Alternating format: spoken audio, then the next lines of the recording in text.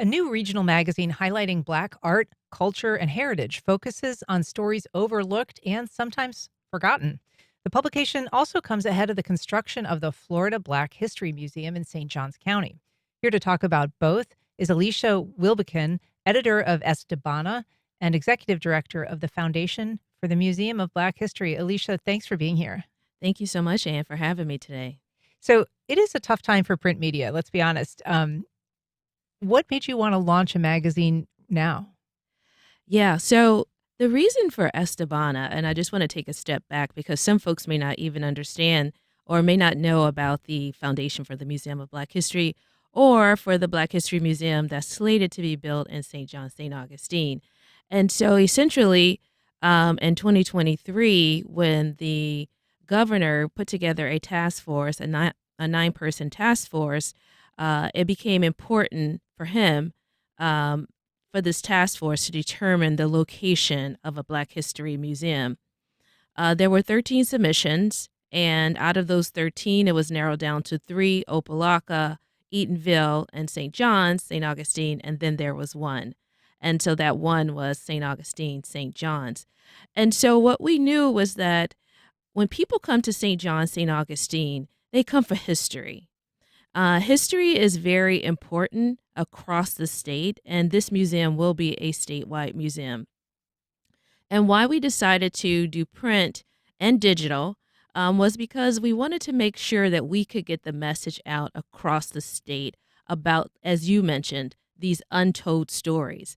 Because there are so many stories throughout the history of Black history, our history, American history, that have not been told. And we want to be able to share those. And also, not only share those, but as we go down this journey to erect a museum, a campus, we want to make sure that everyone understands that we are creating history as we are on this journey.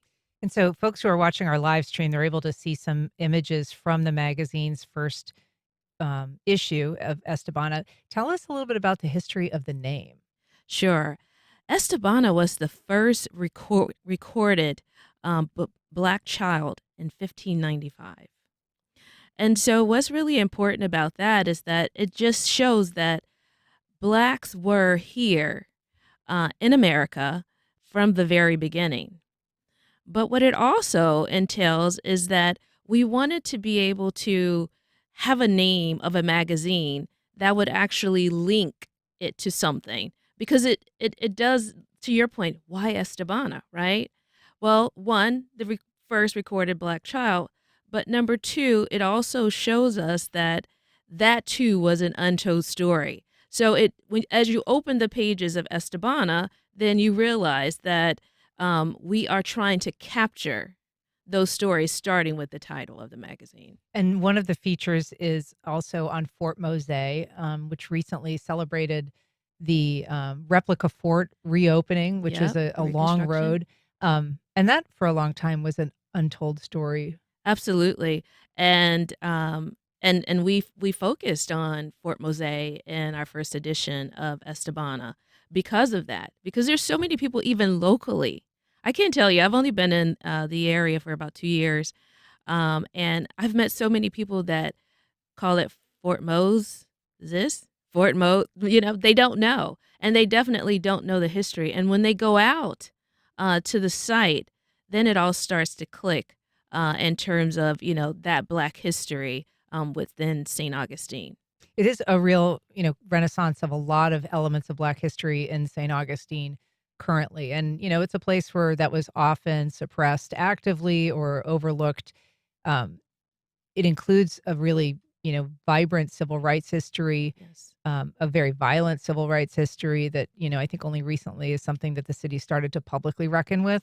Obviously, Fort Mose is a big part of it. So, between things like Fort Mose, the fort reopening, this new Black History Museum, how is all of that changing the narrative of Black history in St. Augustine?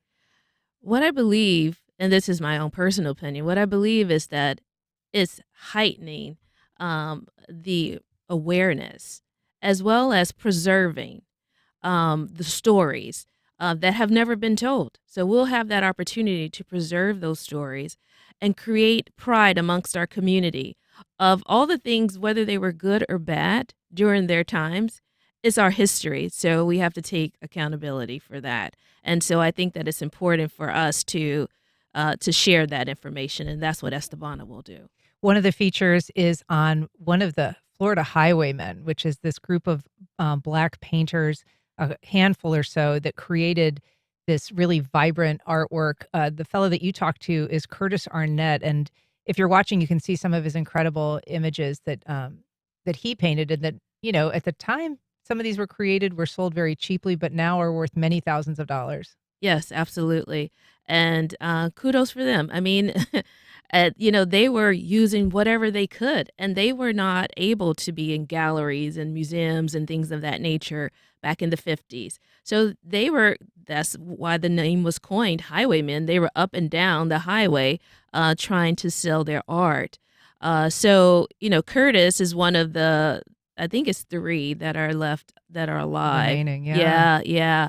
And I mean, I just can't tell you like the goosebumps that I got talking to him because once again, collectively we've heard of the Highwaymen, right?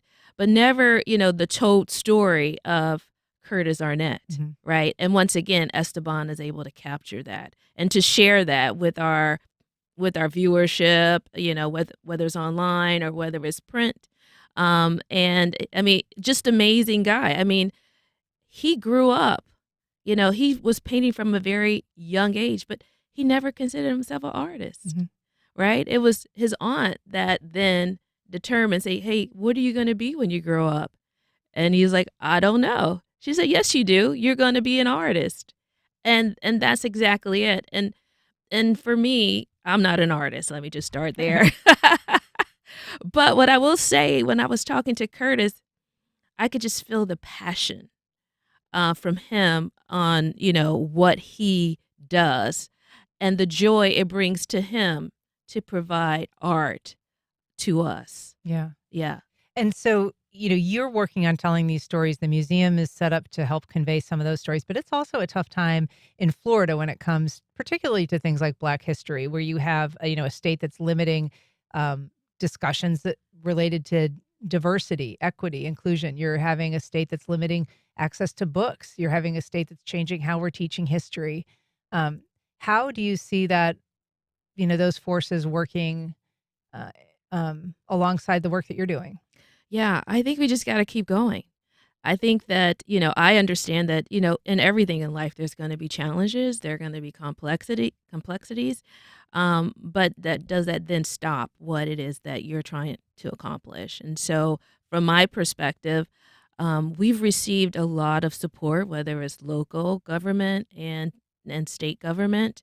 Recently, we just got $1 million appropriation for St. Johns County for the planning, design, and engineering of the museum. So there is a lot of support for this. And so I think that we just have to keep going and not let the noise, as I call it, stop the cause. And just to be clear, I mean, there's been so much back and forth about where the museum will be in this kind of inter-town battle. Is St. Augustine, is that a done deal? Pretty much, yeah. I mean, we got the $1 million appropriation. So when the governor signed the bill, and not the bill, when the governor signed into uh, oh my goodness, I'm forgetting the word, but the governor signed in July of 2025 the budget. Thank Oh, you. yeah. Thank you, Alicia. The budget. But when he signed the budget, there were two line items. One was $1 million for the museum in St. John, St. Augustine, and then there was $750,000 for a museum in Opelika. And so he vetoed the line item for Opelika and kept the line item for St. John, St. Augustine. Gotcha. Well, then it's in the money. Alesia Wilbekin, it's so nice to meet you. Thanks, and thanks for catching us up on your new project. Thank you so much for having me. Have All a right. great day.